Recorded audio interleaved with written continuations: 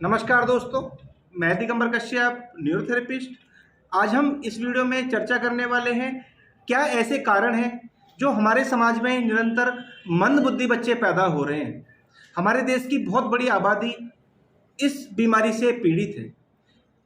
जिस परिवार में मंदबुद्धि बच्चा पैदा हो जाता है, बच्चा तो परेशान होता ही है, उसका जीवन तो बहुत ज़्यादा परेशानियों भरा होता है, लेकिन उसके पेरेंट्स की क्या स्थिति रहती होगी ज़रा आप ये कल्पना करें। और मंदबुद्धि बच्चे पैदा होने का कारण होता है हमें जानकारी नहीं है, यानी कि जानकारी का अभाव है, जिस कारण से हमारे समाज में निरंतर मंदबुद्धि बच्चे पैदा हो रहे हैं। तो दोस्तों, आज हम इस वीडियो में इसी विषय पर चर्चा करने वाले हैं। क्या ऐसे कारण हैं जिस कारण से हमारे समाज में निरंतर मंदबुद्धि बच्चे जन्म ले रहे हैं? कौन कौन सी ऐसी कमियां हैं जिसके कारण से ऐसे बच्चे निरंतर पैदा हो रहे हैं? दोस्तों, पूरी जानकारी प्राप्त करने के लिए इस वीडियो में आप अंत तक जरूर बने रहें। दोस्तों, आप अगर हमारी वीडियो को पहली बार देख रहे हैं तो हमारे चैनल को सब्सक्राइब जरूर करें और साथ में बेल आइकन बटन जरूर दबा लें, जिससे कि जो भी वीडियो हेल्थ पर हम आपके लिए लाएं उसका नोटिफिकेशन टाइम टू टाइम आपको मिलता रहे। तो आइए जानते हैं कौन कौन से ऐसे कारण हैं जिसके कारण से हमारे समाज में मंदबुद्धि बच्चे पैदा निरंतर होते जा रहे हैं। दोस्तों, जो मंदबुद्धि बच्चा होता है उसका सबसे पहले एक टेस्ट कराया जाता है जिसे हम IQ टेस्ट कहते हैं, इंटेलिजेंस क्वोटिएंट। ये एक टेस्ट होता है IQ टेस्ट। देखा जाता है कि बच्चे का जन्म 9वें महीने में ही होना चाहिए।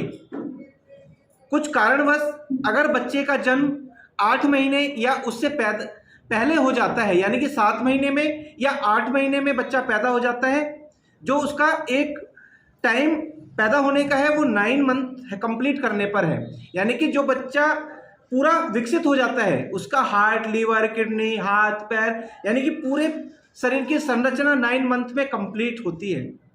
और किसी कारणवश अगर वो 9 मंथ से पहले जन्म ले लेता है, बहुत सारी डेफिशिएंसी हो सकती है, बहुत सारे ऐसे कारण होते हैं, सर्जरी कराई जा सकती है, फोर्सेप्स बेबी होते हैं, जिसके कारण से वो बच्चा मंदबुद्धि हो सकता है। तो सबसे पहला कारण होता है कि अगर बच्चा 9 मंथ से पहले जन्म ले रहा है तो वो मंदबुद्धि हो सकता है। और जन्म के समय बच्चे को इंक्यूबेटर में रखा जाता है।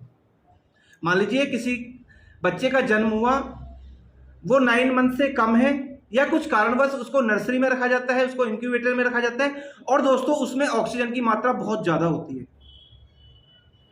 उस कारण से भी बच्चा मंदबुद्धि हो सकता है। कई बार देखा गया है कि जिस इंक्यूबेटर में उसको रखा जाता है उसकी आंखों की रोशनी तक भी जा सकती है, उसके ब्रेन पर उसके साइड इफेक्ट्स होते हैं, जिसके कारण से उसको मंदबुद्धि की समस्या हो सकती है। जो महिला गर्भवती होती है, अगर उसको किसी प्रकार की डेफिशिएंसी है, यानी कि फॉलिक एसिड की डेफिशिएंसी है उसकी बॉडी में, उसको कैल्शियम की डेफिशिएंसी है, उसको विटामिन B12 की डेफिशिएंसी है, या उसका हाई BP रहता है, या वो महिला थायराइड जैसी बीमारी से प्रभावित है, थायराइड जैसी बीमारी से पीड़ित है, तो उनको जो बच्चा होने वाला है वो भी मंदबुद्धि पैदा हो सकता है। ये एक बहुत बड़ा कारण है। आपने देखा होगा जो महिलाएं गर्भवती होती हैं उनको प्रेगनेंसी के दौरान मेडिसिन दी जाती है, folic acid, vitamin B12, calcium की मेडिसिन दी जाती है, जिससे कि उनको अगर डेफिशिएंसी है तो उसकी पूर्ति हो सके और बच्चा स्वस्थ पैदा हो सके। तो ये भी दोस्तों एक बहुत बड़ा कारण होता है।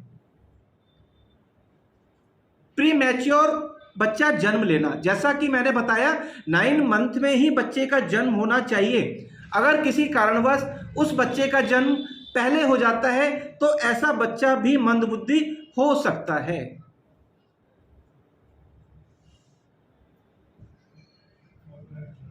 बच्चे ने जन्म लिया, आप सभी जानते हैं कि बच्चा जब मां के गर्भ में होता है तो वो एक नाड़ू के द्वारा जुड़ा होता है,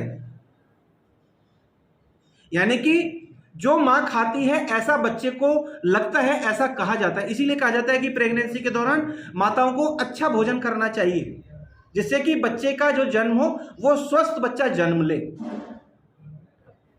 बच्चा जब जन्म लेता है तो कई बार जल्दबाजी के कारण से, या हॉस्पिटल्स में जो नर्सिस हैं वो नहीं आई हैं, या बहुत अनाड़ीपन में, जल्दबाजी में, बहुत सारे कारणों से वो नाड़ू अगर जल्दी काट दी जाए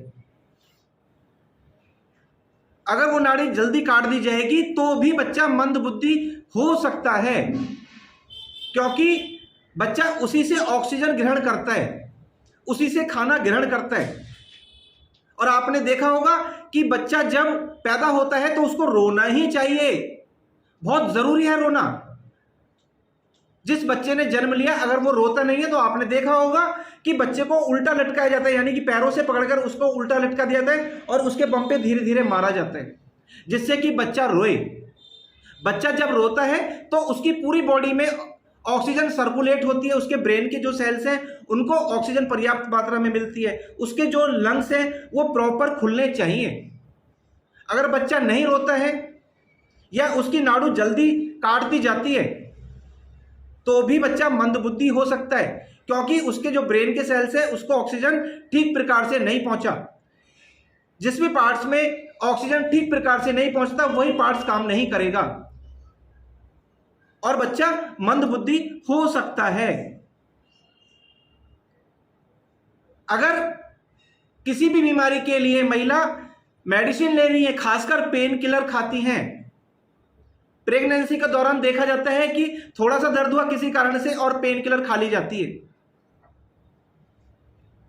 तो उसके बहुत ज्यादा साइड इफेक्ट हो सकते हैं जो बच्चे के ऊपर पड़ते हैं, और यह भी एक बहुत बड़ा कारण है कि बच्चा मंदबुद्धि पैदा हो सकता है।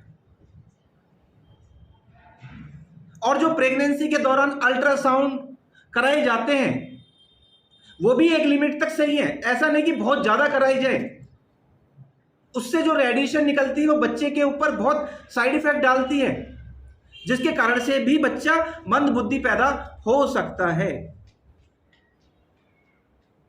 और देखा होगा कुछ कारणवश बच्चा जब पैदा होता है ऑपरेशन के द्वारा होता है और उसमें एक सर्जरी होती है फोर्सेप, कहते हैं कि ये बच्चा फोर्सेप बेबी है। एक संडासी के आकार का एक इंस्ट्रूमेंट होता है जिसके कारण से बच्चे को खींचा जाता है।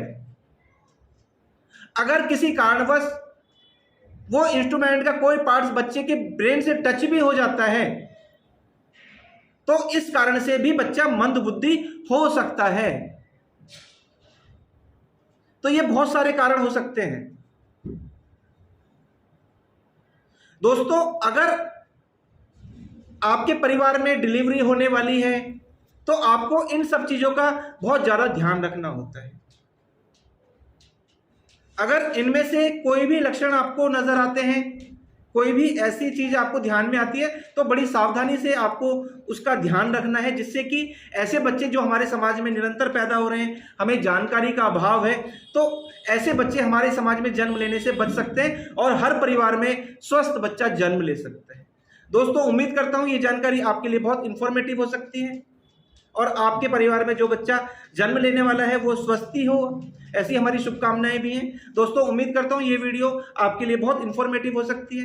दोस्तों, आप अगर हमारी वीडियो को पहली बार देख रहे हैं, हमारे चैनल को सब्सक्राइब जरूर करें, वीडियो को अधिक से अधिक शेयर करें, वीडियो को लाइक करना ना भूलें और बेल आइकन बटन जरूर दबाएं, जिससे कि जो भी वीडियो हेल्थ पर हम आपके लिए लाएं उसका नोटिफिकेशन टाइम टू टाइम आपको मिलता है। धन्यवाद।